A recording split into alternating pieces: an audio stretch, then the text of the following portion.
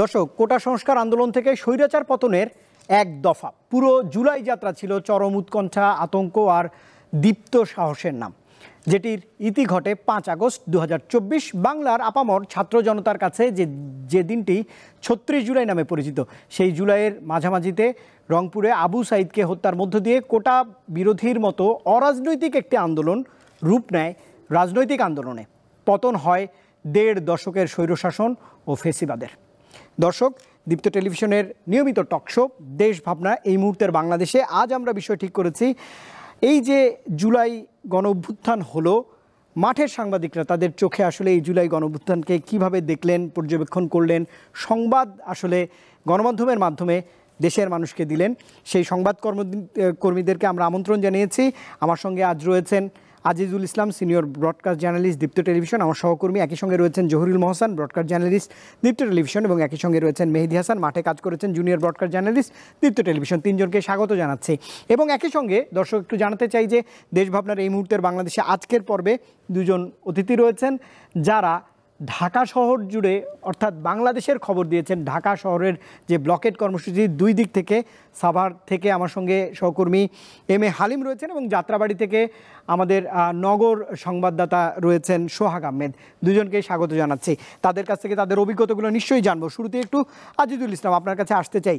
এই কোটা সংস্কার আন্দোলন, যেটি একটি একদমই অরাজনৈতিক ছাত্রদের আন্দোলন, সেটি কি পরম্পরায় আসলে, আমি তো বলবো যে আদালতের একটা বিশেষ ভূমিকা রয়েছে এই আন্দোলনে। 2024 সালের 5 জুন বাংলাদেশের সুপ্রিম কোর্টের যে হাইকোর্ট বিভাগ, তারা 2018-র 4 অক্টোবরের একটি জারি করা পরিপত্রকে অবৈধ ঘোষণা করে। তারপরেই আসলে ঘটনার পরম্পরা, অর্থাৎ 2024-এর 5 জুন থেকেই এমন একটি আন্দোলন দানা বাঁধতে থাকে আদালতের পর্যবেক্ষণের পর। আপনি যদি সেই দিনের কথা একটু আমাকে জানাতেন বা শুরুটা করতেন। রুবায়েত, এটা ওই যে আপনি যেটা বলছেন যে সরকার যে পরিপত্র জারি করলো, তার আগে থেকেই কিন্তু আন্দোলন শুরু হয়েছিল। এবং বৈষম্য বিরোধী আন্দোলন মানে হচ্ছে কোটা মুক্ত একটা বাংলাদেশ ছাত্ররা চেয়েছিল। এই আন্দোলন কিন্তু তারা দীর্ঘদিন ধরে চালাচ্ছিল। চালানোর পরে সরকারের উপরে অনেকটা চাপ হওয়ার কারণে কিন্তু সরকার 2018 সালে পরিপত্রটি জারি করেছিল। একদম। কিন্তু সেটি হলো কি যে এটি আবার চ্যালেঞ্জের মুখে পড়ে গেল হাইকোর্টের উচ্চ আদালতের রায়ের কারণে।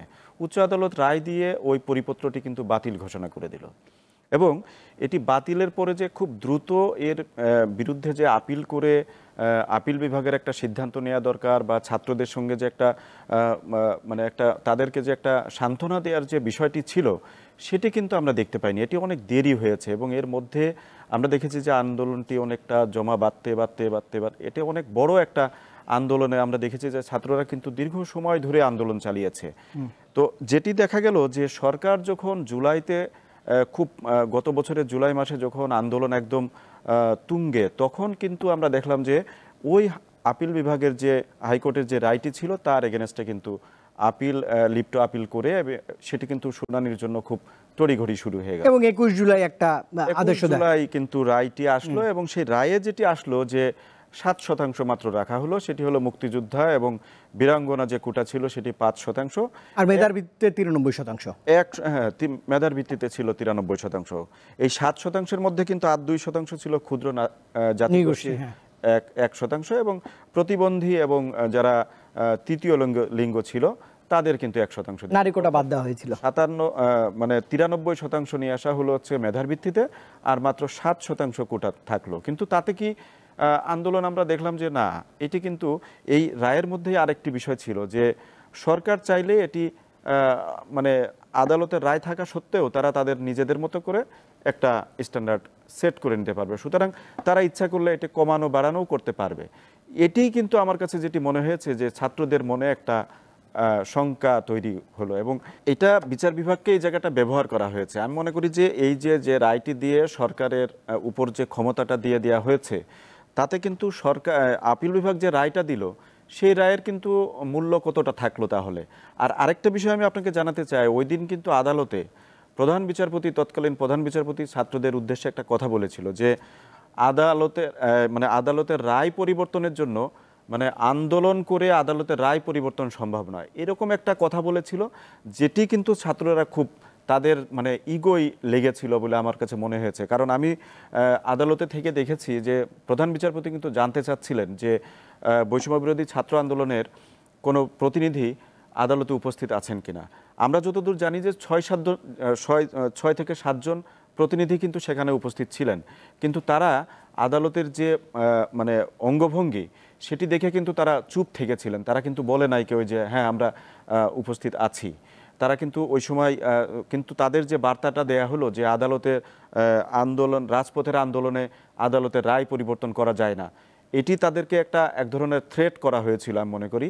সেই কারণেই কিন্তু তাদের আমরা দেখেছি যে রায় হলো, কোটা কমে গেল, কিন্তু আন্দোলন কিন্তু চলতে থাকলো। নিশ্চয়ই ওই অভিজ্ঞতাগুলো নিশ্চয়ই আপনার কাছে জানবার চেষ্টা করব। সহকর্মী মেহেদী হাসান, 5 জুন 2024 এই যে একটি আমি বলছিলাম 36 জুলাইয়ের কথা, কিন্তু এই আন্দোলনের একদম সূচনা কিন্তু জুন মাসের 5 তারিখে হলো। গুটি কয়েক শিক্ষার্থী ঢাকা বিশ্ববিদ্যালয় থেকে একদমই ঝিমিয়ে পড়া একটি আন্দোলন 2018, তারও আগে দশকের পর 2013 সালে হয়েছে, 2003 সালেও হয়েছে কোটা নিয়ে আন্দোলন। এই যে দীর্ঘদিনের পুঞ্জীবিত ক্ষোভ সেটি আসলে 5 জুন দানা বাঁধে। আপনি কাভার করেছেন, কেমন দেখেছেন শুরুর দিনগুলো, একটু যদি আপনার অভিজ্ঞতা জানাতেন। জি রুবাই, ধন্যবাদ। এবং জুনের 5 তারিখ আমাদের সহকর্মী যেমন বলছিলেন যে হাইকোর্টের সেই রায়ের পর থেকেই কিন্তু শিক্ষার্থীদের পথ চলা শুরু হয় কোটা আন্দোলনকে ঘিরে। এবং জুনের 5 তারিখের রায়ের পরবর্তীতে তারা কিন্তু সাথে সাথে তৎক্ষণাৎ ঢাকা বিশ্ববিদ্যালয়ের সেন্ট্রাল লাইব্রেরির সামনে থেকে তাদের মূলত আন্দোলনটা শুরু করে। এবং পরবর্তীতে তারা রাজু ভাস্কর্যে, তখন তাদের সংখ্যাটা কম ছিল কিন্তু প্রতিবাদ কিন্তু তখন থেকে শুরু হয়েছে। এবং যতই সময় গিয়েছে, মাঝে ঈদও ছিল জুন মাসে। এবং আমি আপনাকে যোগ করতে চাই যে 3টি পর্যায়ে দেখা যাচ্ছে যে প্রথম পর্যায়ে 6 জুন থেকে 10 জুন, তারপর দ্বিতীয় পর্যায়ে 30 জুন, কারণ মাঝখানে ছুটি ছাটাও ছিল। 30 জুনের পর থেকে একদম 22 জুলাই পর্যন্ত। 22 জুলাইয়ের পর একদমই বলা যায় যে যখন প্রাণহানি বাড়লো 29 জুলাই থেকে একদম 5 আগস্ট পর্যন্ত 3টা ভাগে ভাগ করা যায়, এই জায়গায় 3 ফেজে। যে যখন ঈদের ছুটির পর আবার শিক্ষার্থীরা একত্রিত হওয়া শুরু করে, তখন কিন্তু 4 জুলাই আপনার হাইকোর্টের আরেকটি শুনানির রায় ছিল। তো এর আগ পর্যন্ত শিক্ষার্থীরা যে তারা কিন্তু রাজু ভাস্কর্য আন্দোলনটাকে সীমাবদ্ধের মধ্যে রেখেছিল। এবং যখনই 4 জুলাই কাছাকাছি সময় এসেছে, তারা কিন্তু একটা আলটিমেটাম দিয়েই তাদের আন্দোলনটা চালিয়ে গিয়েছে যে এই 4 জুলাই যদি এই কোটা সংস্কার নিয়ে তাদের যে দাবি, সেই দাবিতে যদি রায় না আসে তাহলে এটা আরও কঠোর আন্দোলনে যাবে। এটার বার্তা কিন্তু জুলাইয়ের শুরু থেকেই এটা দিয়ে আসছিল। এবং জুলাইয়ের 1 তারিখ থেকে যদি আপনি দেখেন, সেন্ট্রাল লাইব্রেরিতে যেখানে ধরেন 10-15 জন ছিল, জুলাইয়ের 1 তারিখে এসে সেটা শততে পরিণত হয়েছে এবং 2 তারিখে আরও সংখ্যাটা বেড়েছে। এবং 4 জুলাই যখন কোর্ট থেকে রায়টা আসে, এরপরে কিন্তু মূল যে আন্দোলনের গতি সেটা কিন্তু বেড়েছে। এবং যেমনটি আমাদের সহকর্মী বলছিলেন যে 21 জুলাই আরেকটি রায়ের মাধ্যমে এটার একটা সমাধান দেওয়ার চেষ্টা করা হয়েছিল, কিন্তু সেই সময়টাতে কিন্তু অনেকটা দেরি হয়ে যায়। এবং তাদের তখন যে দাবিটা আসলে সামনে উঠে আসে যে এটি আসলে হাইকোর্টের রায়ের মাধ্যমে নয়, এটি এখন একটি আইন প্রণয়নের মাধ্যমে কোটাকে একেবারেই একটা ব্যবস্থার মধ্যে যেন নিয়ে আসা হয়, পরবর্তীতে যেন আর এই ধরনের গড়িমসি না করা হয়। এবং এরপরে 10 জুলাই তো তারা শাহবাগ ব্লকের, বাংলা ব্লকের বিভিন্ন ধরনের কর্মসূচি তারা চালিয়ে গেছে। এবং 14 জুলাই যেটা মূলত হয় যে 14 জুলাই শেখ হাসিনার চীন থেকে ফিরে এসে যে বক্তব্যটি আসলে তিনি দিয়েছিলেন রাজাকারের সন্তান উল্লেখ করে, এবং সেই দিন কিন্তু দেখেছিলেন যে পুরো ঢাকা বিশ্ববিদ্যালয়ের নারী শিক্ষার্থী, পুরুষ শিক্ষার্থী সবাই কিন্তু দলমত নির্বিশেষে সবাই রাজপথে নেমে এই বিরুদ্ধে স্লোগান দিয়েছে। নিশ্চয়ই আপনার কাছে আরও শুনবো, কিন্তু আপনি যখন স্লোগানের কথা বললেন, সহকর্মী জহিরুল মোহসেন, আপনার কাছ থেকে একটু জানতে চাই। আমি শুরুর দিকে পর্যবেক্ষণ করছিলাম, আজিজুল ইসলাম নিশ্চয়ই আপনি একমত হবেন। আমি দেখছিলাম যে শুরুর দিকে এই আন্দোলনে শিক্ষার্থীদের স্লোগান ছিল, আমি হাসনাতের স্লোগান কোট করতে চাই। তিনি বলছিলেন, বঙ্গবন্ধুর বাংলায় বৈষম্যের ঠাঁই নেই। এই আন্দোলন শেষ পর্যন্ত 14 জুলাই আসতে আসতে রাজাকারের সন্তান, কোটা বিরোধী একটি আন্দোলন, এই যে এক ধরনের পরিবর্তন হলো, এই পরিবর্তনে আপনি যখন মাঠে খবর সংগ্রহ করেছেন মধ্য জুলাইয়ে, তখন কি মনে হয় যে সরকারই এই আন্দোলনকে খানিকটা উস্কে দিয়েছে? এইটা আসলে সরকার উস্কে দিয়েছে কিনা সেটা সঠিকভাবে বা স্পষ্টভাবে না বলতে পারলেও আমরা যেটা বুঝতে পারি যে সরকার চেয়েছিল, মনে হয় যে এই আন্দোলনটা আর কিছুদিন চলুক। সরকারের একটা টার্গেট হয়তোবা ছিল, কারণ আন্দোলন চাইলে শুরুতেই কিন্তু আলোচনা করে এটা থামানোর একটা প্রক্রিয়া ছিল। এটা খুব বড় আন্দোলন হওয়ার সুযোগ কিন্তু ছিল না। আমি একটু বলছিলাম যে মেহেদী বলছিল জুলাই শুরুতে আমি সেন্ট্রাল লাইব্রেরির সামনে ঢাকা বিশ্ববিদ্যালয়ে, সেখানে শিক্ষার্থীরা যখন প্রেস কনফারেন্স করছিল, তো তখন আমি সেই জায়গাটা কভার করেছিলাম। তখন দেখেছি যে বিভিন্ন হল থেকে শিক্ষার্থীরা স্লোগান দিয়ে আসছে এবং তাদের চোখে মুখে যেই জৌলুস বা তাদের চোখে মুখে যে আন্দোলনের প্রতিচ্ছাপ দেখছিলাম সেটা ছিল খুবই ভয়াবহ। তো সরকারের আসলে সেটা তখন হয়তো বা তারা বুঝতে পারেনি শিক্ষার্থীদের ভাষা। তারা ভাবছিল যে আগে যেভাবে এগুলো দামানো গিয়েছিল এবারও হয়তো বা থামানো যাবে। আসলে এবারও থামানো যায়নি। তবে জুলাই আন্দোলনের সেই শুরুতে হলগুলোর সম্পৃক্ততা এবং ঢাকা বিশ্ববিদ্যালয়ের যে আন্দোলন ছিল সেখানেই আসলে ধারণা করা গেছে যে এটা অনেক বড় একটা কিছুতে রূপ নেবে। এরপর তো বাংলা ব্লকেট ছিল, এরপর আপনি মধ্য জুলাইয়ের কথা বললেন। মধ্য জুলাই আমি যদি বলি যে ঢাকা বিশ্ববিদ্যালয়ে যখন ছাত্রছাত্রীদের উপর হামলা হলো, সেই হামলার পর ঢাকা বিশ্ববিদ্যালয়ের হলগুলো বন্ধ হয়ে গেল এবং সেই হলগুলো বন্ধ হওয়ার পর আমি ভেতরে ছিলাম, সেখানে দেখেছি যে ব্যাপক নিরাপত্তা ব্যবস্থা ছিল এবং সব বাহিনীর টহল ছিল যে ঢাকা বিশ্ববিদ্যালয়ে কোনো ছাত্রছাত্রী প্রবেশ করতে পারছে কিনা, এবং সাংবাদিকদের প্রবেশেও অনেকটা জটিলতা ছিল। তো সেক্ষেত্রে ভেতরে গিয়ে পর্যবেক্ষণ করা এবং শুনশান নিরাপত্তা ঢাকা বিশ্ববিদ্যালয় ছিল এবং কঠোর নিরাপত্তা বলে দেখি। নিশ্চয়ই ঢাকা আরেকটি গুরুত্বপূর্ণ বিশ্ববিদ্যালয় রয়েছে, জাহাঙ্গীরনগর বিশ্ববিদ্যালয়ের সহকর্মী এম এ হালিম সাভার থেকে আমার সঙ্গে যোগ দিয়েছেন।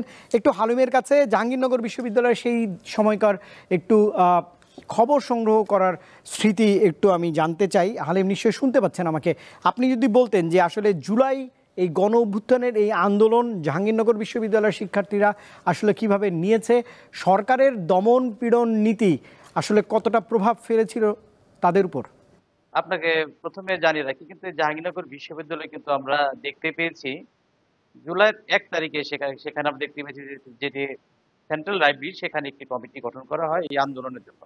সেই লাইব্রেরির ওখানে সেই কমিটি গঠন করার পর থেকে আমরা দেখতে পেয়েছি বিভিন্ন সময় এখানে যারা শিক্ষার্থী ছিল তারা কিন্তু এখানে বিশ্ববিদ্যালয়ের যে মাঝে যে বিভিন্ন সড়কগুলো রয়েছে সেখানে তারা বিভিন্ন স্লোগান এবং তারা বিক্ষোভ করেছেন, এবং তারপরে একটা পর্যায়ে আমরা দেখতে পাই যে এই শিক্ষার্থীরা কিন্তু ঢাকার ইচ্ছা মহাসড়ক সেখানে অবরোধ শুরু করে।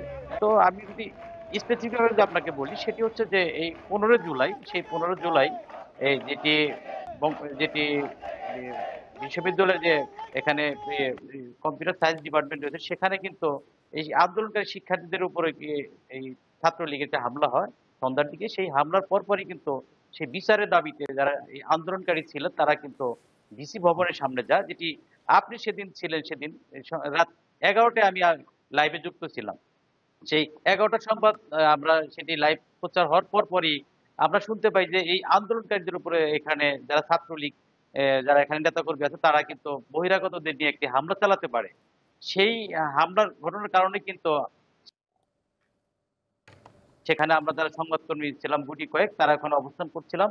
তো আমরা দেখতে পাই সেই সময় কিন্তু রাত 12টার পরই কিন্তু সেখানে যারা ছাত্রলীগের কর্মীরা ছিল তারা কিন্তু বহিরাগত যারা এখানে আশেপাশে যারা এখানে ছাত্রলীগ যুবলীগ যারা ছিল তারা কিন্তু ট্রাকে করে বিশ্ববিদ্যালয়ের যে পাশে বিভিন্ন গেটগুলো রয়েছে সেখানে তারা প্রবেশ করে, এবং সেখানে সে একটি বিভীষিকাময় মুহূর্ত যেখানে বিশ্ববিদ্যালয়ের যে প্রক্টর তার বাসায় কিন্তু এই শিক্ষার্থীদের উপর হামলা করে ছাত্রলীগের এই নেতাকর্মীরা, এবং তারপরে কিন্তু সেই হামলাটি কিন্তু সামাজিক যোগাযোগ মাধ্যমে ব্যাপক চাঞ্চল্য সৃষ্টি করে। যে এই হামলাটি কিন্তু বিশ্ববিদ্যালয়ের হলে যে অবস্থানরত শিক্ষার্থীরা ছিল তারা কিন্তু মেনে নিতে পারেনি, এবং তারাও একসাথে বের হয়ে আসে বিভিন্ন হল থেকে। তারপরে কিন্তু আমরা দেখতে পাই পুলিশের যে মুহুর্মুহুর যে টিয়ার সেল নিক্ষেপ এবং তাদের উপর আক্রমণ, সেই আক্রমণ তাদের উপর চালায়। কিন্তু আমরা সংবাদকর্মী যে বিশেষ করে আমি যখন ছিলাম সেখানে আমার ক্যামেরাম্যান ছিল, তাকে কিন্তু পুলিশ তাকে আহত করে, এবং আমি সেখানে 1 মিনিটের ফুটেজের জন্য আমি কিন্তু সারা রাত এখানে অবরুদ্ধ অবস্থায় ছিলাম। নিশ্চয়ই সেই গল্পগুলো আরো শুনবার চেষ্টা করবো। হালিম সঙ্গেই থাকবেন নিশ্চয়ই।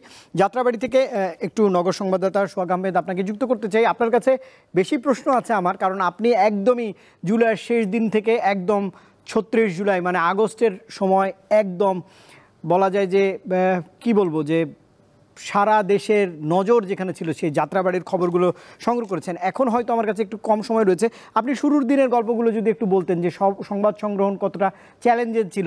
সোহাগ।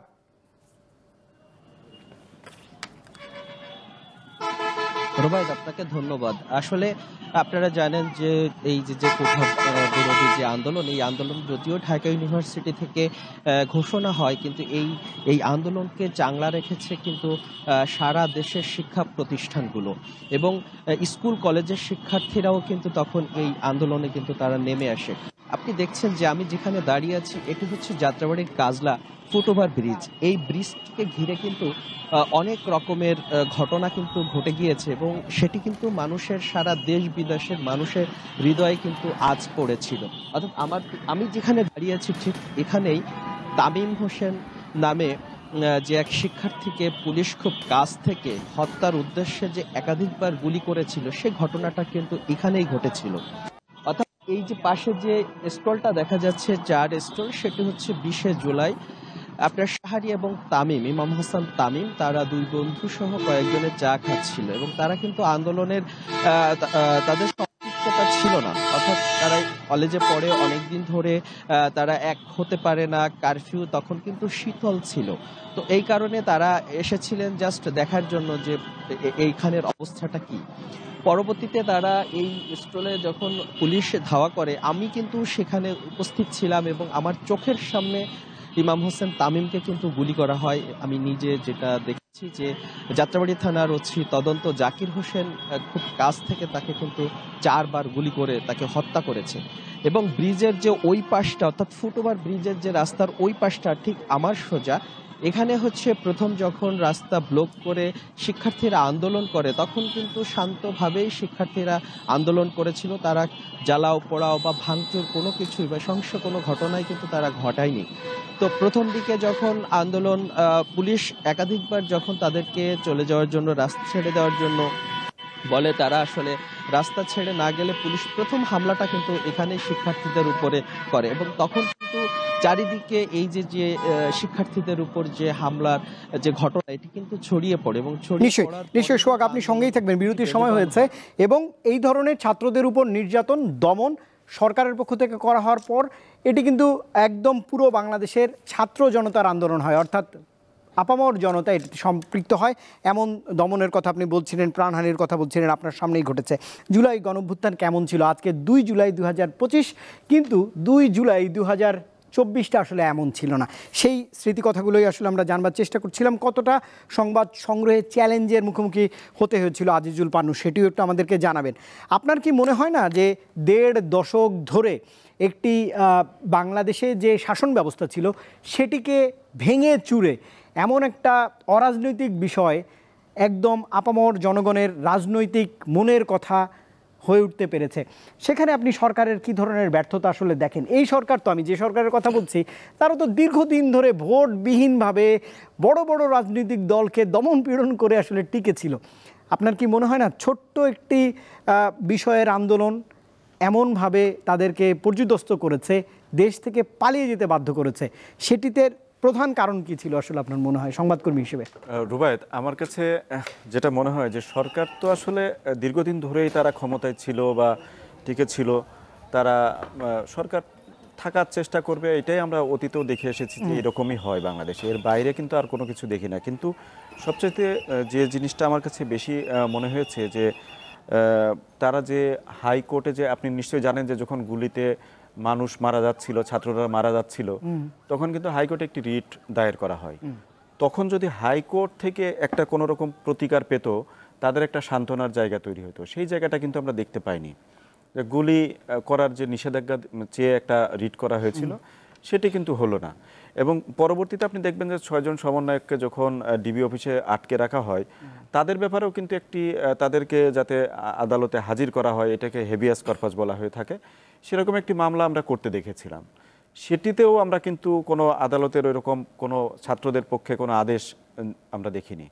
সুতরাং আপনি দেখেন যে সরকার একদিকে চাচ্ছে জোর করে টিকে থাকার জন্য, এবং সাংবিধানিক প্রতিষ্ঠান হিসেবে যে আপনার সর্বোচ্চ আদালত থেকে, সুপ্রিম কোর্ট থেকে যে একটা প্রতিকার পাবে, ছাত্ররাও তো এদেশের নাগরিক, সেই নাগরিক যে অধিকারটুকু বা সাংবিধানিক অধিকারটুকু তারা কিন্তু নিশ্চিত হতে পারে না। তাদের পক্ষে থেকে আইনজীবীরা লড়ছেন, বা কোনো মানে একটা কিছু সান্ত্বনা পেলে বা সরকারের পক্ষ থেকে যদি কোনো রকম আলোচনার উদ্যোগ নিয়ে এমন পর্যায়ে এসে তারা আলোচনার প্রস্তাব করেছিল, আপনি নিশ্চয়ই জানেন, তখন কিন্তু আর আলোচনার সুযোগ নেই।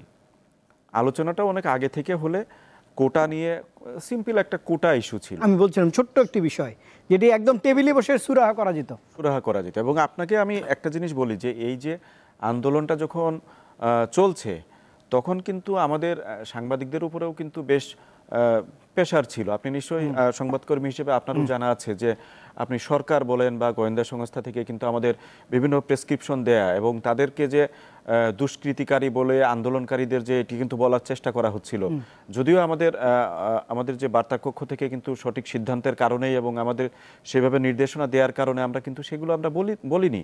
কারণ আমাদের কাছেও কিন্তু মনে হয়েছে যে এই আন্দোলনের যদি গ্রহণযোগ্যতায় না থাকবে তাহলে সারা দেশবাসী কেন আন্দোলনের সাথে সম্পৃক্ত হয়ে যাচ্ছে, এরকম একটি বিষয়।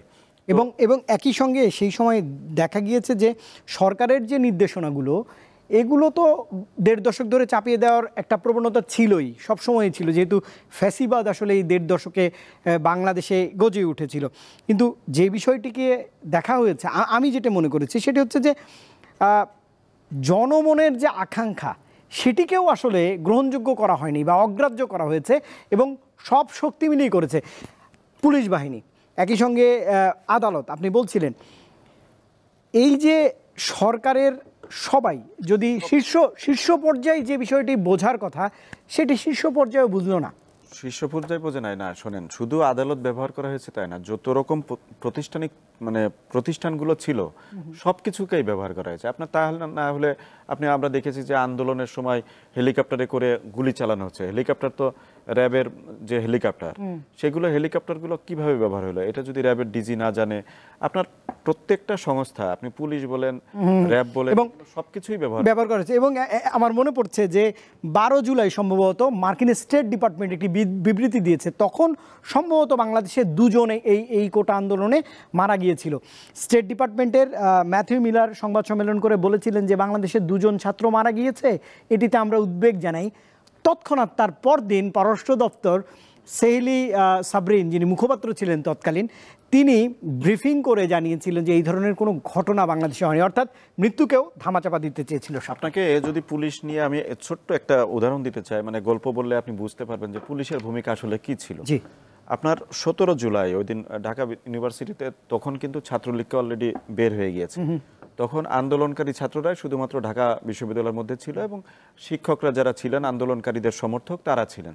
তো ওই দিন আশুরা ছিল, ছুটির দিন, আমার ডিউটি ছিল, আমি গেলাম। যাওয়ার পরে খুব সকাল থেকে খুব নিরাপত্তা ছিল একদম, ছাত্ররাও তখন বের হয়নি। তবে শুরুর দিকে আমি দেখতে পেয়েছি যে শুধুমাত্র কয়েকজন শিক্ষক তারা একটি মিছিল নিয়ে একজন ছাত্র শাহবাগ থানায় আটক রেখেছিল, তাকে ছাড়িয়ে নিয়ে তারা চলে গেল।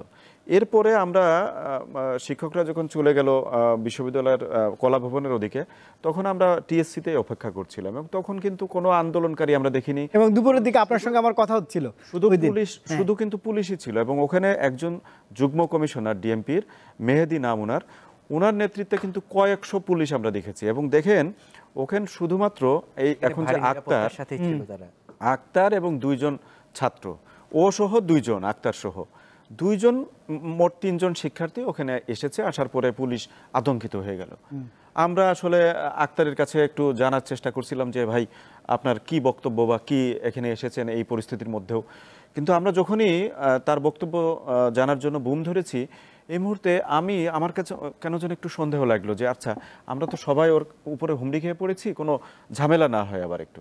তো আমি একটু পিছনে দেখতে গিয়ে দেখি যে পুলিশ সাউন্ড গ্রেনেড, মানে আমাদের একদম গার উপরে সাউন্ড গ্রেনেড মারা হলো।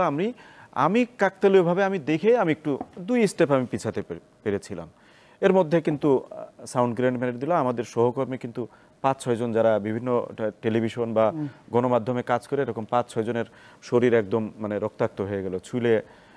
এই যে এই দমন-পীড়নের এরপরে আমরা কিন্তু ওই পুলিশ মেহেদিকে আমরা, যিনি যুগ্ম কমিশনার ছিল, তার কাছে আমরা জানার চেষ্টা করছিলাম যে আসলে এইরকম কেন হামলা ভাই, আমরা সংবাদকর্মীদের উপরও আপনারা হামলা করলেন একদম কোনো কারণ ছাড়াই, আর 3 জন মাত্র ছাত্র এসেছে, সেটা দমন করার জন্য আপনাদের এত বড় পদক্ষেপ নেওয়া লাগবে?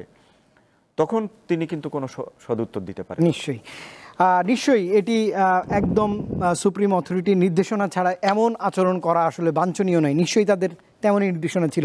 আমি একটু এই যে মুভমেন্ট হলো, জুলাই গণঅভ্যুত্থান হলো, তার নেতৃত্বের বিষয়ে দুজনকেই, জহিরুল এবং মেহেদী, আপনাদের কাছে জানতে চাই যে এই যে নেতৃত্ব, নাহিদ ইসলাম এবং একই সঙ্গে তার সঙ্গে আরও যারা সমন্বয়ক ছিলেন, তাদের নেতৃত্বগুলো আপনারা আসলে ওই দিনগুলোতে কেমন দেখেছেন একটু বলবেন দুজনই। আগে মেহেদী বলুন। আচ্ছা, 17 জুলাই বা শুধু নির্দিষ্ট একটা দিন না, আমি তাদের নেতৃত্বের জায়গাতে বলার আগে একটু আমাদের আজিজুল ইসলাম ওনার সাথে একটু সহমত জানাই যে 17 তারিখ কিন্তু 16 তারিখ যখন আবু সাইদ মারা যায়, 17 জুলাই কিন্তু গায়েবানা জানাজার আয়োজন করেছিল ভিসি চত্বরে। এবং ওনার সাথে আমি তাল মিলিয়ে বলছি যে ভিসি চত্বরে যখন শিক্ষার্থীরা গায়েবানা জানাজা শেষ করে রাজু ভাস্কর্যের দিকে এগিয়ে যায়, সেই সময় কিন্তু পুলিশ কথা দিলেও তারপরে কিন্তু তারা হামলা চালিয়েছে, এবং শুধু শিক্ষার্থীদের উপর না। ওনার পরবর্তীতে সেই জায়গাটিতে আমি প্রবেশ করেছিলাম এবং গায়েবানা জানাজার লাইভ শেষে যখন মিছিল নিয়ে যায়, আমি মিছিলের একদম শেষ অংশে ছিলাম। তো সেখানেও কিন্তু পুলিশের আক্রমণ আমরা পেয়েছি, এবং সেটা সরাসরি সাংবাদিকদের লক্ষ্য করে করা হয়েছিল শিক্ষার্থীদের পাশাপাশি। এখন যদি আসি নেতৃত্বের কথাতে, তো সার্জিস হাসনাত মূলত যেহেতু এই পুরো আন্দোলনের মূল নায়ক নাহিদ ইসলামকে আমরা দেখেছি, তো সে শুরু থেকে কিন্তু ছিল। সেই শাহবাগে আসার আগ মুহূর্ত পর্যন্ত বলেন, বা শাহবাগ থেকে যখন এটা আরও বিস্তারিত আন্দোলনটা চারিদিকে ছড়িয়ে পড়ে, সেই সময়গুলোতে কিন্তু আমরা নাহিদের বার্তা সে সামনাসামনি প্রেস কনফারেন্সের মাধ্যমে হোক অথবা সামাজিক যোগাযোগ মাধ্যমের হোক, সে কিন্তু তার বার্তাগুলো দিয়ে গেছে। সে কিন্তু একটা মুহূর্তের জন্য থামেনি। এবং যখনই নাহিদ ইসলাম আপনার হচ্ছে 19 জুলাই হচ্ছে তাকে রাতের বেলা তার বনশ্রী বন্ধুর বাসা থেকে হচ্ছে আটক করা হয়, এবং তার পরবর্তীতে আমরা দেখেছি নাহিদের পরে কিন্তু সার্জিস হাসনাত তারা কিন্তু এখানে নেতৃত্ব দিয়েছে। এবং নাহিদ যখন ডিবির হেফাজতে থাকে, সেই সময় তার পরের দিন 20 জুলাই কিন্তু তার বাবা মাকে আমরা দেখেছি যে তারা তার ছেলের সন্ধানে ডিবি কার্যালয়ের সামনে দুপুর 12টা থেকে প্রায় বিকাল গড়িয়ে আসে এই সময় পর্যন্ত অপেক্ষা করছে, কারণ তার ছেলের কোনো সন্ধান পাচ্ছে না। এদিকে ডিবির কাছে তারা যাচ্ছে, তারা ভেতরে ঢুকতেও পারছে না। এই সময়টিতে এসে তারা এক প্রকার আশা ছেড়ে দিচ্ছিল যে আসলে এই মুহূর্তের মধ্যে তার ছেলেকে নিয়ে গেছে, কোথায় নিয়ে গেছে কেউ জানে না। এই মুহূর্তে কিন্তু আমাদের দীপ্ত টিভির পক্ষ থেকেও আমরা যথেষ্ট চেষ্টা করেছিলাম আমাদের জায়গা থেকে কাজ করা, নিরপেক্ষ থেকে। তো আমরা কিন্তু ফার্স্ট ব্রেকিংটা আমরাই চালিয়েছি দীপ্ত থেকে, যে নাহিদ ইসলামকে ডিবি থেকে উঠিয়ে নেওয়া হয়েছে। এবং পরবর্তীতে যখন আমরা তার বাবাকে দুপুর 12টা থেকে বিকাল পর্যন্ত অপেক্ষা করতে দেখি, এই পরবর্তী সময় কিন্তু ডিবি হারুনকে আমি ব্যক্তিগতভাবে কল দিয়েছিলাম তার বাবার সামনে, যে আসলে নাহিদ ইসলামকে যে আপনারা রাতের দিকে তার বাসার থেকে বা তার বন্ধুর বাসা থেকে উঠিয়ে এনেছেন, এখন পর্যন্ত আপনারা অস্বীকৃতি জানাচ্ছেন কেন? তার উত্তরে কিন্তু সে সরাসরি এটি বিএনপি জামাতের কার্যক্রম বলে উল্লেখ করেছিল। এবং এভাবে করে আসলে চলে এসেছে, এবং সেই সময়টাতে কিন্তু বিএনপি জামাতের উপরেই পুরো দায়টা চাপানোর আমরা দেখেছি। এবং আমরা কিন্তু আমাদের জায়গা থেকে যতটুকু সম্ভব হয়েছে নিরপেক্ষ থেকে, এবং আমাদের যে অফিসের এডিটোরিয়াল বিষয়গুলো রয়েছে, এগুলো সব মেনে কিন্তু আমরা আমাদের সর্বোচ্চটাই আসলে চেষ্টা করেছি। না, নিশ্চয়ই সেই চাপ তো অনেক চাপ ছিল, যে কোনটা আমরা জানাতে পারবো। যেটা বলছিলেন যে সার্জিস হাসনাত, এবং পরবর্তীতে আমরা দেখেছি হান্নান মাসুদ, রিফাত রশিদ, তারাও কিন্তু নিজেদের নিরাপত্তা রেখে এই নির্দেশনাগুলো পালন করে গেছে। এবং যখন নাহিদ, আসিফ মাহমুদ, শরীফ ভুইয়া এরা যখন আটক হয়েছিল, সেই বিষয়টি আমি একটু, জহিরুল, দেখবেন যে এত দমনপীড়ন করা হচ্ছে, তারপরে দৃঢ় নেতৃত্ব শেষ পর্যন্ত ছিল। আমি কিছুক্ষণ আগে শোতে আসার আগে দেখছিলাম পুরনো ভিডিওগুলোতে, সেখানে নাহিদ বলছিলেন জুলাইয়ের কোনো এক সময় বলেছেন যে আমরা যদি নাও থাকি, এই নেতৃত্ব যেন যেই ছাত্ররা এই রাজপথে আন্দোলনের শেষ ছাত্র পর্যন্ত যেন দেয়, এই ধরনের বার্তাও তারা ছিল। দৃঢ় নেতৃত্ব আপনি কেমন দেখেছেন সে সময়? আমি একটু শুরু থেকে বলি যে আমরা যখন দেখতাম যে পাবলিক লাইব্রেরির সামনে বেশ কিছুদিন কিন্তু তারা সেখানে প্রেস কনফারেন্স করতো, তারা শাহবাগ আন্দোলনের জন্য বিভিন্ন সমাবেশ করতো, মিছিল করতো। তো সেক্ষেত্রে আমরা দেখতাম যে আমরা যখন বলতাম যে আমরা নিজের জন্য বাইট দরকার, কার বাইট নিব, তখন সমন্বয়ক ছিলেন। শুরুতে তো এটা কোটা আন্দোলন ছিল, এরপর সেটা বৈষম্যবিরোধী ছাত্র আন্দোলনে রূপান্তরিত হলো, এবং সমন্বয়ক প্রায় 50-এর অধিক সমন্বয়ক ছিল। তো যখনই কারো কাছে বাইটের জন্য যাওয়া হতো তখন তারা বলতো যে আমাদের যে কোনো সমন্বয়ক থেকে আপনি কথা বলতে পারেন। এই যে সামনে আসার যেই স্পৃহা বা আমি নেতা, এই বিষয়টা কিন্তু আমি দেখিনি। আমার কাছে মনে হচ্ছে যে তারা সবাই নেতৃত্বের জায়গায় আন্দোলনটাকে সফল হওয়ার জন্য তারা চেষ্টা করেছে।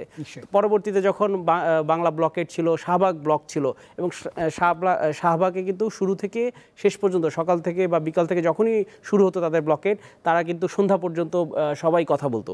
এবং এই যে চমৎকার একটা কমিউনিকেশন ছিল তাদের মধ্যে, এবং নেতৃত্বটা এত চমৎকার ছিল, যারা ছাত্ররা ছিল সবাই এই কমেন্টটাকে মানত, এবং চারপাশে এক কমেন্টে তারা একত্রিত হতো, এবং এক কমেন্ট শেষ তারা সবাই আবার যার যার জায়গায় চলে যেত। আমার কাছে মনে হচ্ছে চমৎকার নেতৃত্ব, এবং সেটা শেষ পর্যন্ত 5 আগস্ট পর্যন্ত এবং এর পরবর্তীতেও কিন্তু আমরা আসলে দেখছি যে তাদের নেতৃত্ব আসলে বলা যায় যে আন্দোলনের পেছনে অনেকটাই ভূমিকা রেখেছে। নিশ্চয়ই। আবার দুজন সহকর্মী যারা নগরের থেকে সংবাদ সংগ্রহ করেছেন, আমি হালিম এবং সোহাগ আহমেদ দুজনকে আসলে একই প্রশ্ন করতে চাই। সেটি হচ্ছে যে তৎকালীন, এখন তো নিষিদ্ধ, তৎকালীন আসলে হালিম বিশ্ববিদ্যালয়ে ছাত্রলীগ সারা বাংলাদেশেই আসলে এত দুর্দান্ত প্রতাপ নিয়ে তারা আসলে ছাত্র রাজনীতি করতো, যদিও এখন তারা নিষিদ্ধ সংগঠন। সেই ছাত্রলীগ, যুবলীগ এবং সরকারের যারা একদম সহযোগী সংগঠন, তাদের সাথে এই ধরনের দৃঢ় নেতৃত্ব যারা এই জুলাই গণঅভ্যুত্থান ঘটিয়েছে, তাদের সামনাসামনি একদম কি বলবো, চোখে চোখ রেখে রাজনীতি করা, এই বিষয়টাকে কিভাবে দেখছেন? দমনপীড়নের তো তারা সিদ্ধহস্ত ছিল।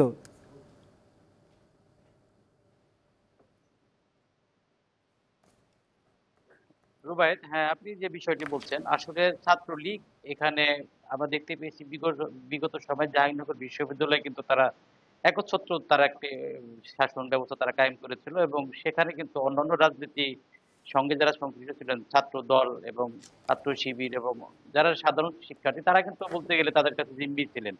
এবং সেই বিষয়টি কিন্তু আমরা দেখতে পেয়েছি যে এই আন্দোলনের সময় এখানে শুধু জাহাঙ্গীরনগর বিশ্ববিদ্যালয় নয়, এর আশেপাশে যত এই এখানে স্কুল কলেজ আছে, সেখান থেকে কিন্তু এখানে লোকজন এখানে জড়ো হতে থাকে। তারা কিন্তু আসার পর থেকে কিন্তু আন্দোলনটি একেবারে বেগবান হয়ে যায়, এবং ঢাকা রিচা মহাসড়কে আমরা একদিন দেখতে পেয়েছি যেখানে তৎকালীন যিনি সংসদ সদস্য ছিলেন সাইফুল ইসলাম, তাকেও কিন্তু ধাওয়া করা হয়েছিল সেই রাস্তা যে এখানে অবরোধ করেছিল শিক্ষার্থীরা তারা। তো সেই বিষয়টি আসলে আমার সহকর্মী যে আজিজুল ইসলাম যে কথাটি বলছিলেন, আসলে আমরা এই আন্দোলনের সময় কিন্তু আমরা অনেক আমাদের চোখ কান খোলা রেখে নিউজগুলো কভার করতে হয়েছে, কারণ আমাদের বার্তা কক্ষ থেকে বলা হয়েছিল আসলে এদেরকে দুষ্কৃতকারী বা সন্ত্রাসী বলা যাবে না। আমরা কিন্তু সবসময় এই বিষয়টি আমরা মাথায় রেখে সবসময় বলেছি এরা আন্দোলনকারী, কারণ এখানে আমরা দেখতে পেয়েছি এখানে স্বতঃস্ফূর্ত ভাবে যে এখানে যারা আশেপাশে থেকে যারা আসছে, অনেকে আমরা দেখতে পেয়েছি বাবা সন্তান তারাও কিন্তু এই আন্দোলনে যোগ দিয়েছে। কারণ আপনাকে বলি, কারণ এখানে যে লোমহর্ষক যে ঘটনাগুলো ঘটেছে আমার সামনে আমি দেখতে পেয়েছি, 18 জুলাই যেটি ইয়ামিন পুলিশের যে এপিসি গাড়ি থেকে তাকে যে হত্যা করা হয়েছে, এবং সেই সাথে 5ই আগস্ট যেটি বিজয়ের মুহূর্তে সাভারে যে হত্যাযজ্ঞ ঘটেছে, আসলে এখানে প্রায় অর্ধ শতাধিক মানে এই আন্দোলনকারীকে হত্যা করা হয়েছে। তো সেই হিসেবে আমরা দেখতে পেয়েছি তার প্রতিক্রিয়াতে কিন্তু আমরা দেখতে পেয়েছি বিভিন্ন থানাতে কিন্তু আগুন ধরে দেওয়া হয়েছিল, সাভার, আশুলিয়া, ধামরাই, এবং 2 জন পুলিশ সদস্যকে কিন্তু যেটি আশুলিয়া থানার সামনে যেটি ফুটওভার ব্রিজ সেখানে ঝুলে রাখা হয়েছিল। সব মিলে মানুষের মধ্যে কিন্তু একটি ক্ষোভ আমরা দেখতে পেয়েছি। সেই ক্ষোভের কাছে কিন্তু এই ছাত্রলীগ বা যুবলীগ বা আশেপাশে যারা বহিরাগত ছিল তারা কিন্তু একেবারে তারা হেরে গিয়েছিলেন, এবং সেখান থেকে ক্যাম্পাস থেকে তাদেরকে বিতাড়িত করা হয়েছিল প্রত্যেকটি হলে থেকে। তখন একেবারে এখন যে আপনি বললেন যে বিষয়টি নিষিদ্ধ ছাত্রলীগ, তখন কিন্তু জাহাঙ্গীরনগর বিশ্ববিদ্যালয়ে তাদেরকে কিন্তু অলিখিতভাবেই নিষিদ্ধ ঘোষণা করা হয়েছিল, কারণ প্রত্যেক হলে থেকে তারা বলতে গেলে এখান থেকে একেবারে পালিয়ে গিয়েছিল, এবং সাধারণ যারা সমর্থক ছিল ছাত্রলীগ তাদেরকে কিন্তু এখানে খুঁজে পাওয়া যায়নি। তো এই ছিল অবস্থা জুবাইর, আর কি আমরা যে কিভাবে আসলে এই ছাত্রলীগ এম এ হালিম, অসংখ্য ধন্যবাদ, আপনি যোগ দিয়েছিলেন। সময় স্বল্পতা রয়েছে, ধন্যবাদ জানাতেই হচ্ছে। যাত্রাবাড়ি থেকে একটু সোহাগ আহমেদ, আপনার কাছে জানতে চাই যে আমরা অনেক জিনিস দেখেছি, যেমন সারা দেশে ব্ল্যাক আউট করে দেওয়া হয়েছিল, ইন্টারনেট কারফিউ ছিল, সেনাবাহিনী মাঠে ছিল, যাত্রাবাড়ি ছিল একদম অগ্নিগর্ভ। শেষের দিনগুলো তো অবর্ণনীয় পরিশ্রম করতে হয়েছে আপনাকে, আপনার সামনেই একদম চোখের সামনেই যাত্রাবাড়ি থানা, ফ্লাইওভার, এক্সপ্রেসওয়ে, টোল প্লাজা, পুরো রাস্তা একদম বলা যায় যে বাংলাদেশের লাইফ লাইন চট্টগ্রাম পর্যন্ত বন্ধ ছিল। কি দেখেছিলেন একটু যদি সংক্ষেপে বলতেন। রোবায়েত, কি ঘটেনি এই যাত্রাবাড়িতে? সবচেয়ে বড় ভয়াবহতা ঘটেছিল কিন্তু এই যাত্রাবাড়ি এলাকায় তখন আন্দোলনের সময়। এবং এই যারা আন্দোলনকারী ছিলেন তারা কিন্তু অর্থাৎ এই যাত্রাবাড়ির যে ব্যারিকেড এইটি ভেঙে তারা হচ্ছে ঢাকা ইউনিভার্সিটির যে শিক্ষার্থীরা তারা যে আন্দোলনের সাথে তাদের সাথে যোগ দেওয়াই মূল ছিল হচ্ছে তাদের, কিন্তু পুলিশি বাধা এবং তৎকালীন সরকারের যে রাজনৈতিক দলের নেতাকর্মীদের বাধায় কিন্তু তাদের খুব বেগ পেতে হয়েছে এবং একাধিকবার কিন্তু ধাওয়া পাল্টা ধাওয়া সংঘর্ষের ঘটনা কিন্তু ঘটেছে। অর্থাৎ যাত্রাবাড়ি থানা এই এলাকাটা টোটাল হচ্ছে আপনার যে আইন শৃঙ্খলা বাহিনী তারা কিন্তু ঘিরে রেখেছিল যাতে করে ঢাকা সিটির ভিতরে কোনো ধরনের এই আন্দোলনকারীরা ঢুকে শিক্ষার্থীদের শক্তিকে আরো জোগাড় না দিতে পারে সেই একটা ধারণা কিন্তু আইন শৃঙ্খলা বাহিনী করেছিল, কিন্তু সেটিকে উপেক্ষা করে তারা এই ব্যারিকেড ভেঙে কিন্তু তারা ঢাকার ভিতরে ঢুকে শিক্ষার্থীদের সাথে যোগ দিয়ে কিন্তু তারা এই সফলতা অর্জন করে। তা আপনি যেটা বলছিলেন যে আসলে অনেকে আমরা আসলে তখন কিন্তু আমরাও নিরাপত্তায় ছিলাম না রুবায়েত, আমাদের উপরেও কিন্তু অনেক রকমের হামলা বা হুমকি এরকমের বিষয় কিন্তু আমাদের উপরে এসেছিল, কিন্তু আসলে আমরা আমাদের যে বার্তাকক্ষ বা আমাদের টেলিভিশনের যে নির্দেশনা সেটাকে মেনে কিন্তু আমরা এই সমস্ত বিষয় কর্ণপাত না করে আমরা মাঠে কাজ করেছি। অর্থাৎ এই জায়গাটার প্রত্যেকটা গলিতে গলিতে কিন্তু আন্দোলন হয়েছে এবং এই আন্দোলনের উপর পুলিশ এত পরিমাণ সাউন্ড গ্রেনেড এবং গুলি নিক্ষেপ করেছিল, তাতে আমি যেটি প্রথম দিন শুনেছিলাম যে একদিনে প্রায় 70,000 রাবার বুলেট কিন্তু আইন শৃঙ্খলা বাহিনী তারা করেছিল এই আন্দোলনকারীদের উপরে। ইভেন আপনি যেটা বলছিলেন যে আসলে র্যাবের যে হেলিকপ্টার দিয়ে গুলি করা হয়েছিল, আমি তখন হচ্ছে টোটাল রাস্তার প্রত্যেকটি জায়গায় শুনশান নীরবতা এবং আতঙ্ক এমনভাবে ছিল কে কখন কিভাবে মারা যাবে সেটি কিন্তু বোঝা যাচ্ছিল। তার ভিতরে আমি একা রায়েরবাগ থেকে মাতুয়াল মেডিকেল পর্যন্ত যখন বাইকে যাচ্ছিলাম তখন কিন্তু গুলি করা হয়েছিল এবং গুলির শব্দ হচ্ছিল। আমি দেখেছি যে এখানে আসলে র্যাবের হেলিকপ্টার উঠছে এবং তারা কিন্তু গুলি করছে, এরকমের ঘটনাও কিন্তু আমরা দেখেছি। এবং রুবায়েত প্রথম যখন যাত্রাবাড়িটা যখন ভাঙতে পারেনি তখন আন্দোলনকারীরা প্রথম হচ্ছে আপনার শ্যামপুর যে জুরাইনির যে এলাকাটা তখন তারা কিন্তু ওই এলাকাটা দিয়ে তারা প্রবেশ করে। যখনই দুটো পাশ থেকে ঢাকা প্রবেশ করতে আন্দোলনকারীরা ঢুকে যায় তখন কিন্তু আইন শৃঙ্খলা বাহিনী আর তাদেরকে আটকাতে পারেনি।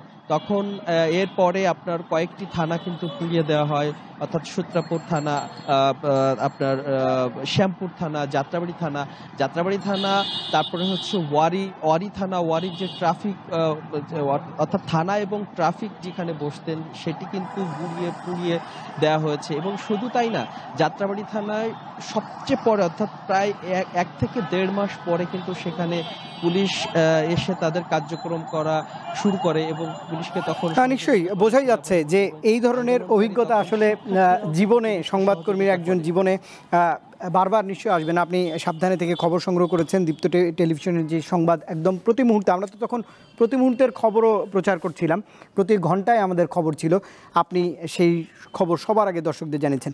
সোহাগ আহমেদ, আজকে ধন্যবাদ জানাচ্ছি দেশভাবনে আপনি যুক্ত হয়েছিলেন আমার সঙ্গে, অসংখ্য ধন্যবাদ সময় দেওয়ার জন্য। আবার একটি স্টুডিওতে ফিরতে চাই মেহেদী এবং একই সঙ্গে জহিরুল, আপনাদের কাছ থেকে একটু জানতে চাই যে এত প্রাণহানি হলো, শেষের দিকের দিনগুলো আসলে কতটা টানটান উত্তেজনায় ছিল? তখন তো একদম বঙ্গবন্ধু শেখ মুজিব মেডিকেল হাসপাতাল নাম পরিবর্তন করা হয়েছে, এখন তৎকালীন সেই হাসপাতালটিতে আগুন দেওয়া হয়েছিল। একদম 4 আগস্টে আমি দেখেছি যে আমি মাঝখানে পড়ে গিয়েছিলাম, আমি এবং আমার ক্যামেরা পার্সন কুতুবুদ্দিন। তারপরেই ছিল 5 আগস্ট পরের দিন, সেটি পান্নু ভাই গণভবনও কভার করেছে, আমার যত মনে পড়ে, আমি সেদিন খবর পড়েছিলাম। আপনার স্মৃতিতে আসবো, আপনি একটু বলবেন সেই দিনের দিকে আসলে এই আন্দোলন তো গণমানুষের আন্দোলন, বাবা মা থেকে শুরু করে একদম আপামর জনতা রাস্তায় নেমে এসেছিল। রুবায়েত, আমি শেষ দিকের যেতে একটু 18 জুলাই থেকে জিনিসটা শুরু করব, যেদিন বিটিভিতে অগ্নিসংযোগ করা হয় সেতু ভবন এবং বিভিন্ন গুরুত্বপূর্ণ প্রতিষ্ঠানগুলোতে অগ্নিসংযোগ দেওয়া হয়, ভাঙচুর করা হয়। তো সেই সময়গুলো 18, 19, 20 এই 3টে দিন ভয়ঙ্কর সময় ছিল এবং সেই সময়টাতে কোনো দিক থেকেই আমরা আসলে নিরাপত্তার মধ্যে ছিলাম না। একদিক থেকে পুলিশের আক্রমণ, পুলিশ সাংবাদিক দেখলেও হামলা করেছে, যেমন 18 জুলাই বিটিভির সামনে রামপুরা যে ইউলুপ ছিল সেটার উপরে আমি এবং আমার ক্যামেরাম্যান মিলন খান, তিনি আসলে দুর্দান্ত সাহসিকতার সাথে ফুটেজগুলো নেওয়ার জন্য এগিয়ে গেছেন এবং আমরা কিন্তু যখন ইউলুপটাতে দাঁড়ানো তখনও কিন্তু পুলিশ আমাদেরকে লক্ষ্য করে গুলি ছুড়েছে এবং টিয়ারশেল, সাউন্ড গ্রেনেড, এগুলো মানে তাদের যতক্ষণ পর্যন্ত স্টোরেজে ছিল তারা চালিয়ে গেছে। এবং এইটার পরে যখন কারফিউ জারি হয় কিছুটা শিথিল হলেও যতই আপনার আগস্টের দিকে এগিয়ে গেছে ওই সময়টা ছিল একেবারেই মানে মানুষের আবেগের সময়। এজন্যই বলছি, আমি 4 আগস্ট রামপুরায় ছিলাম, 4 আগস্ট আমার রামপুরায় ছিলাম এবং 4 আগস্টের আগ পর্যন্ত ওই সময়টাতে মানুষের পক্ষ থেকে একজন শিক্ষার্থী বাসা থেকে বেরিয়ে গেছে, তার বাবা মা সাথে করে এসেছে। এবং শুধু তাই নয়, প্রত্যেক বাবা মা এবং ভাই যাই বলেন না কেন তারা কিন্তু এই ছাত্রদের পক্ষ নিয়ে তাদের যতটুকু পানি দিয়ে সহযোগিতা হোক, বিস্কুট দিয়ে হোক, আমরা এমনও দেখেছি যে কোনো মা তার মানে একটা পাত্রে খাবার নিয়ে এসে যাকে যতটুকু সম্ভব হচ্ছে 1বার 2বার করে হলেও খাইয়ে দিচ্ছে। এবং রামপুরায় আমি যেটা দেখেছি যে একজন বাবা তার 3-4 বছরের সন্তান তাকে নিয়ে বেরিয়ে গেছে, তার কপালে বাংলাদেশের পতাকা। এটা হয়েছে কেন? এই আবেগটা কেন এসেছে? এই আবেগটা এসেছে যখন নিরস্ত্র মানুষের উপর পুলিশের পক্ষ থেকে বলেন বা প্রশাসনের পক্ষ থেকে বলেন, যখন এই আক্রমণ হয়েছে তখনই কিন্তু এই আবেগের জন্য হোক, নিজের দেশের জনগণকে বাঁচানোর জন্য হোক, তারা কিন্তু রাজপথে নেমেছে এবং কোনো ভয় ভীতি না করে তারা যা আছে তাই নিয়ে কিন্তু রাজপথে এসেছে। এবং সবচেয়ে নজর কাড়ার যে বিষয়টা ছিল সেটা হচ্ছে একজন বাবা তার ছোট্ট শিশুকে নিয়ে রাজপথে এসে স্লোগান দিচ্ছে যে এই এক দফা দাবিতে তাদেরকে অবশ্যই আসতে হবে এবং এই স্বৈরাচার সরকার পতন না হওয়া পর্যন্ত তারা ঘরে ফিরবে না। এবং এই জিনিসগুলো কিন্তু শুধু আপনি ঢাকায় না, দেশের বিভিন্ন জায়গায় দেখবেন যে একদম গণহারে মানুষ বাসা থেকে বেরিয়ে বা বাসার উপর থেকে যতটুকু খাবার সম্ভব হচ্ছে তারা কিন্তু রাজপথে ছাত্রদের উদ্দেশ্যে, ছাত্র জনতার উদ্দেশ্যে তারা দেওয়ার চেষ্টা করছে, যাতে তারা এই যে এতটা সময় ধরে সকাল থেকে রাত জুড়ে তারা আন্দোলন করে যাচ্ছে, এখানে কিন্তু শিফট পরিবর্তনের কোনো সুযোগ ছিল না। তারা কিন্তু সকাল থেকে শুরু করে রাত পর্যন্ত একদম কঠোরভাবে আন্দোলন করে গেছে এবং এগুলো আমাদের চোখের সামনে হয়েছে। এগুলো অস্বীকার করারও কোনো সুযোগ নেই, এই ইতিহাস থেকে বেরিয়ে আসারও কোনো সুযোগ নেই। নিশ্চয়ই সেদিক থেকে যদি 5 আগস্ট পর্যন্ত বলেন তো এটা ছিল সর্বোপরি বাংলাদেশের সর্বস্তরের জনগণের একটা একদফা আন্দোলন। নিশ্চয়ই এক দফার আন্দোলন। জহিরুল, একদম শেষ দিকের স্মৃতিগুলো যদি বলতেন যে কতটা আসলে টান উত্তেজনার মধ্য দিয়ে আপনি সংবাদকর্মী হিসেবে জনগণকে সেই তথ্য জানিয়েছেন। রুবায়েত, আপনার মনে আছে আপনি বিটিভি যখন পুড়িয়ে দেয় সেই ভিতরে এক্সক্লুসিভ আপনি দীপ্ত টিভির মাধ্যমে দর্শকদের দেখিয়েছিলেন। এর পরবর্তীতে কিন্তু আমার রামপুরায় ডিউটি ছিল। তো রামপুরায় যখন বিকালবেলায় আমার ডিউটি ছিল তখন তো আমি যখন যাচ্ছিলাম চারপাশে মনে হচ্ছিল যে নিস্তব্ধ, মানে রামপুরা যখন হাতির ঝিল দিয়ে আমরা ঢুকছিলাম চারপাশ নিস্তব্ধ। যখনই হাতির ঝিলের আমরা একটা জায়গায় অবস্থান নিয়েছিলাম বিটিভির ঠিক উল্টো পাশে, সেই সেন্টারে সাংবাদিকরা একটা দেয়ালের পাশে সকল মিডিয়া সাংবাদিকরা সেখানে শেল্টারে ছিল যাতে কোনো ধরনের গুলি বা কোনো কিছু গায়ে না লাগে। তারপরেও সেখান দিয়ে আমি নিজে দেখেছি যে অপর পাশ থেকে একটা মরদেহ নিয়ে একজন রিকশায় করে কান্না করতে করতে যাচ্ছে এবং সে বলছে যে একজন রিকশাওয়ালা মেরে ফেলছে ভাই, আমাদের কাছে বিচার দিচ্ছিল। তো সেই স্মৃতি বা সেই জিনিস যখন মনে পড়ে আসলে তখন আসলে কোনো কিছুই আসলে চোখের সামনে টিকে না। আসলে আমরা যখন সেখানে অ্যাজ লাইভ বা লাইভ দেওয়ার জন্য দাঁড়াতাম তো পেছন দিকে যদি কেউ গুলি করতো আমরা কিন্তু আসলে দেখতাম না, বা আমরা তখনও শুনছিলাম যে স্নাইপার থেকে গুলি করা হচ্ছে বিভিন্ন ভবনের উপর থেকে।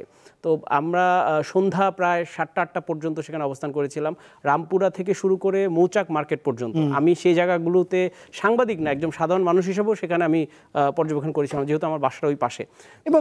এবং দিন শেষে তো সংবাদকর্মীরাও মানুষ, এবং আমার কি বলে এই সংবাদ কাভার করতে যে মনে হয়েছে যে যেই ছোট ভাইটি, এই ভাইটি তো আমারও, এইটি আসলে আমরা কানেক্ট করতে পেরেছি এবং তারপরেই আসলে এটি গণমানুষের আন্দোলন হয়েছে এবং স্বৈরাচার বা ফ্যাসিবাদের আমি আপনাকে সময় দিব একটু পতন হয়েছে। আমি আজিজুল পান্নির সব শেষে আপনার কাছে যেতে চাই, আপনি একদম পতনটা একদম কাভার করেছেন লাইভ, গণভবনে গিয়েছিলেন সম্ভবত। তার আগে একটু মনে করতে চাই যে সরকারি হিসেবে 834 জন মারা গেছেন বা শহীদ হয়েছেন আর হাজার হাজার আহত হয়েছেন, 12,000 থেকে 20,000-এর মধ্যে আহত আছে, তাদের পুনর্বাসনেরও ব্যবস্থা আছে। আপনি তো একদম শেষটা দেখলেন, তারপর নতুন সরকার গঠন হলো, বাংলাদেশ দেখছেন, এখনকার বাংলাদেশ দেখছেন, আপনি একটু বিস্তারিতই বলবেন একটু সময় নিয়ে যে এই বিষয়গুলোকে কীভাবে পর্যবেক্ষণ করেন। না, আমরা আসলে ৫ তারিখে যেটা মানে অবস্থা তো ৪ তারিখে খুবই খারাপ হয়ে গেল, কারণ যখন আওয়ামী লীগ পাল্টাপাল্টি কর্মসূচি দিল আমার কাছে মনে হয়েছে যে শেষ মুহূর্তে এসে যদি এই কর্মসূচিটাও তারা ঘোষণা না করতো, যে ওয়ার্ডে ওয়ার্ডে যে প্রতিরোধ গড়ে তোলার, তারা প্রতিরোধ তো গড়ে তুলতে পারে নাই, কিন্তু হয়েছে কি মাঝখান দিয়ে গিয়ে মানুষের জীবনগুলো শেষ হয়ে গিয়েছে।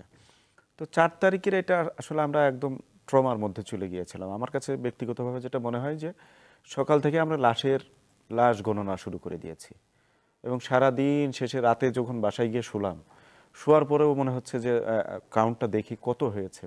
আমি একটু অন্য পত্রিকা বা এগুলো দেখে প্রায় ১০০ মতো হয়ে গিয়েছে।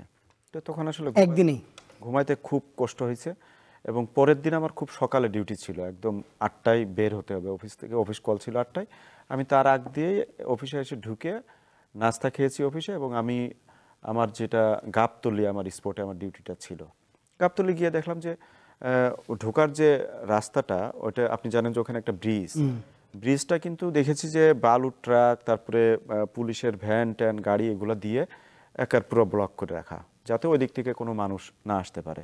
তো ওই জায়গায় যাওয়ার পরে অনেক আইন শৃঙ্খলা বাহিনীর সদস্যরা অনেকেই ছিলেন, আমরা মিডিয়া যারা কর্মী ছিলাম তারাও অনেকেই ছিলাম, কিন্তু মানে কোনো হোটেল দোকানপাট এগুলো খুবই কম, একজন দুজন হয়তো চা বিক্রেতা ছিলেন, আর সবই কিন্তু বন্ধ ছিল।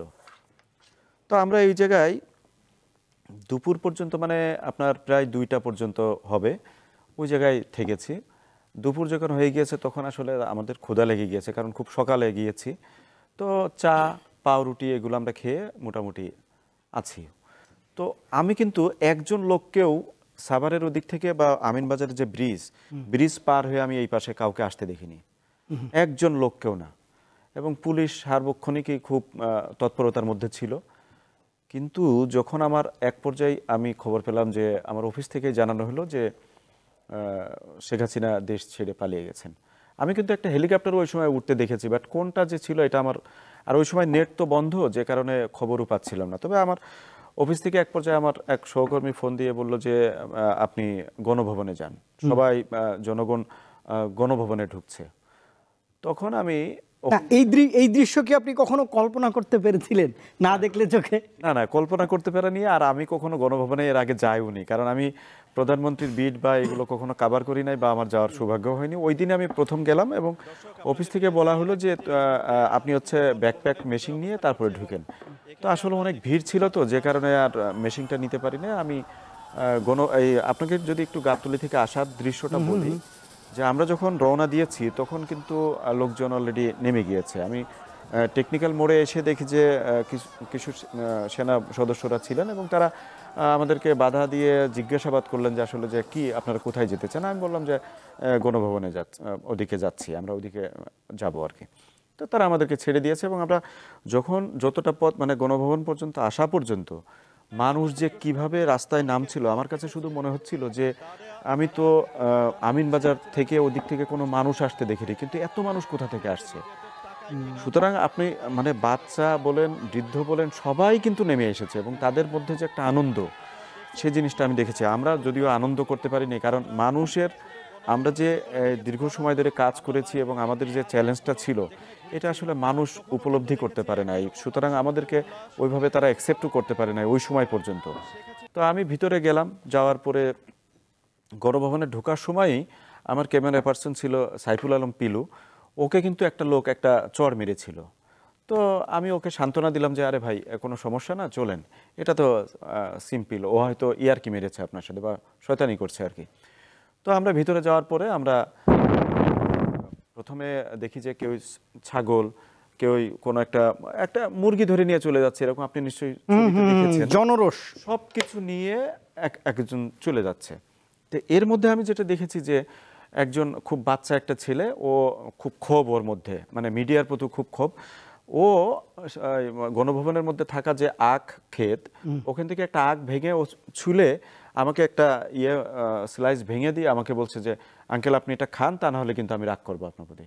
তো আমি ওকে খুশি করার জন্য আমি কিন্তু আখটা খেয়েছি কাজের ফাঁকে, এবং আখ খেতে খেতে আমি অনেক লোকজনের রিয়াকশন নিচ্ছিলাম, তারা খুব উৎফুল্ল যে মানে মানে শেখ হাসিনার প্রতি যে ক্ষোভটা ছিল সেটাই। আমি মনে করি না যে আসলে তারা অনেকে হয়তো চুরি করেছে বা অসৎ উদ্দেশ্যে নিয়েছে, তবে আমি দেখেছি একজন একটা মুরগি, ছোট্ট একটা মুরগি ধরে নিয়ে চলে যাচ্ছে এবং সে খুব খুশি। মানে একটা মুরগি পেলে যে মানুষ এত খুশি হতে পারে ওটা না, যে শেখ হাসিনার মুরগি বা শেখ হাসিনার মাছ বা শেখ হাসিনার হাঁস আমি ধরে নিয়ে যাচ্ছি, এটা তার কাছে খুশির একটা বিষয় হয়ে দাঁড়িয়েছে। এখানে ছোট্ট একটা আমি বিষয় একটু দুঃখিত, মানে উনি যে কথাটা বললেন গণভবন থেকে যে যার মতো করে যা খুশি নিয়ে যাচ্ছে, তো সেখানে সেদিন আমার ডে অফ ছিল, মোহাম্মদপুরে আমার বাসা, তো সেখানে বাসায় বসে আমি হচ্ছে এক প্রকার আওয়াজ পাচ্ছিলাম, একজন আরেকজনকে ফোন দিয়ে বলছে যে আমি গণভবন থেকে মুরগি নিয়ে এসেছি, মোরগ নিয়ে এসেছি, মানে যে জিনিসগুলো নিয়ে আসছিল এগুলোর আমরা দেখেছি। আর এটুকুর মধ্যে হচ্ছে আমরা উত্তরার পর্বটা হয়তো একটু মিস করে গেছি।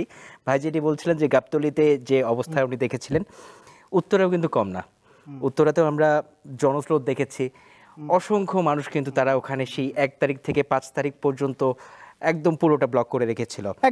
একদম যাত্রাবাড়ি থেকে শুরু করে শাহবাগ, উত্তরা, ব্র্যাক বিশ্ববিদ্যালয়ের মতো বেসরকারি বিশ্ববিদ্যালয়ের শিক্ষার্থীরা, জহিরুল, একভাবে বলতে গেলে যে এই জুলাই গণঅভ্যুত্থানকে আপনি 30 সেকেন্ডে কিভাবে আসলে মূল্যায়ন করবেন? সব তো বলা যাবে না আসলে, তারপর আসলে একটা জীবনে এই ধরনের জিনিস চোখে দেখা, এটা আসলে একটা মানে একজন সাংবাদিক হিসেবে আমি বলবো যে এটা আসলে খুবই একটা রোমাঞ্চকর এবং প্রাণহানিটা অবশ্যই দুঃখজনক। তবে আমরা যখন মাঠে ছিলাম, মানে আমি এখনও আসলে ওই স্মৃতিতে ফিরে গেলে আমার কাছে এখনও ভাই বলছিল যে রাতে ঘুমানোর যে পরিস্থিতি ছিল না আসলে, কারণ আমরা খুব সামনে থেকে দেখছিলাম, অনেক কিছু সোশ্যাল মিডিয়ায় ছড়াচ্ছিল, অনেক মতামত দিচ্ছিল, কিন্তু আমরা যেটা দেখেছি এই এক্সপিরিয়েন্স বা এই যে সেই মুহূর্তটা, এটা আসলে আমরা কখনোই ভুলবো না এবং এই মুহূর্ত আমরা সারা জীবন আমাদের স্মৃতিতে থাকবে।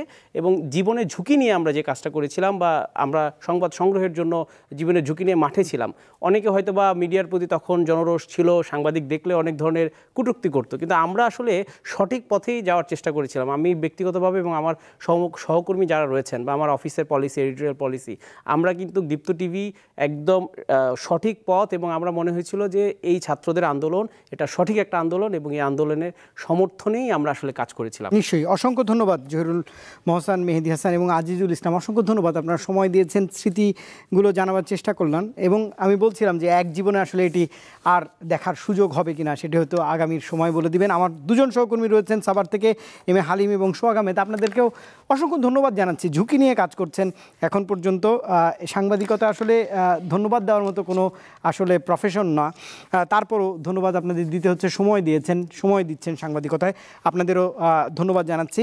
নিশ্চয়ই জুলাই গণঅভ্যুত্থানের যে স্পিরিট সেটি নিয়েই আসলে বাংলাদেশ, আগামীর বাংলাদেশ আরও এগিয়ে যাবে, এই প্রত্যাশা তো আমি করতেই পারি।